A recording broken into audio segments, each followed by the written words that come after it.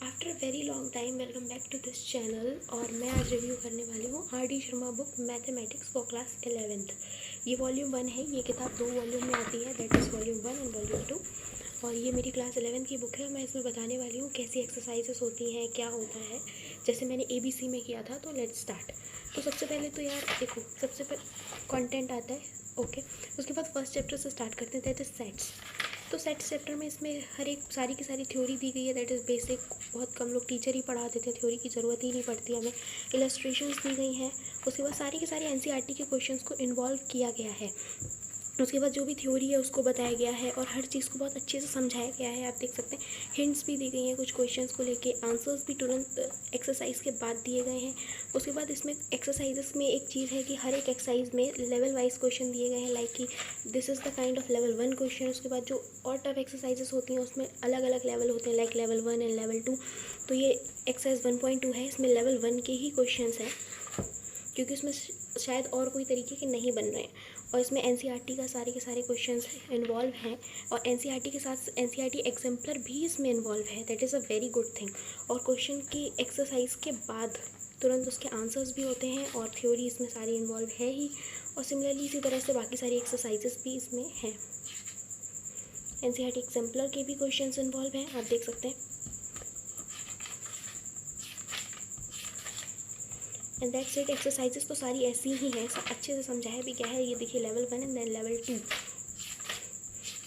उसके बाद जो मेन चीज़ है लास्ट में आ जाते हैं। कम से कम बहुत सारी एक्सरसाइजेस, कम से कम तो नहीं, बहुत सारी एक्सरसाइजेस दी गई हैं। लाइक इसमें 1.8 तक एक्सरसाइजेस हैं इस चैप्टर में, सेट्स चैप्टर में ही, जबकि सेट्स कितना छोटा सा चैप्टर है।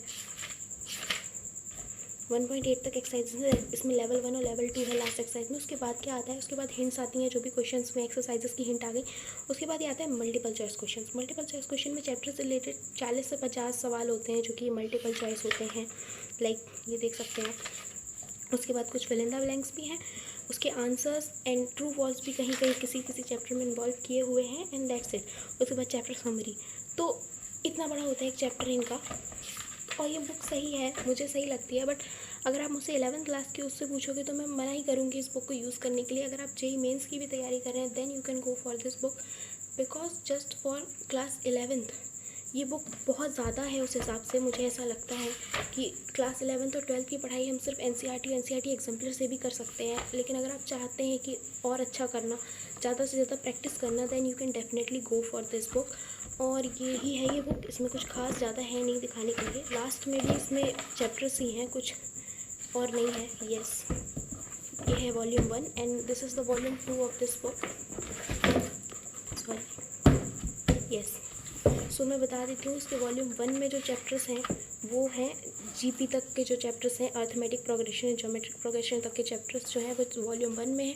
और उसके आगे ज्योमेट्री वाला जो पार्ट है और कैलकुलस वाला पार्ट है वो वॉल्यूम 2 में है।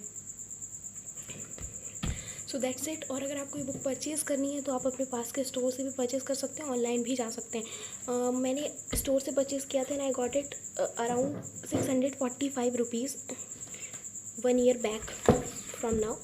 और this is not the latest version, because वो मेरे पास अभी अवेलेबल नहीं है और वो नया भी होगा, उसमें भी कुछ खास चीज़ें मॉडिफाई नहीं होगी। मुझे आपको फॉर्मेट बताना है क्या क्या चीज़ें होती हैं और वही मैं यहाँ पे करती हूँ। और आगे भी बहुत सारी बुक्स की मैं रिव्यू करने वाली हूँ। कुछ सेल्फ हेल्प बुक्स भी हैं जिनको मैं रिव्यू करने वाली हूँ, और बाकी क्लासेस ओरिएंटेड बुक्स भी हैं, जेईई मेंस वगैरह की बुक हैं। तो please subscribe to this channel. और अगर आपको चाहिए बुक तो मैं लिंक भी डिस्क्रिप्शन में दे दूँगी, तो please buy it and subscribe to this channel please. Bye.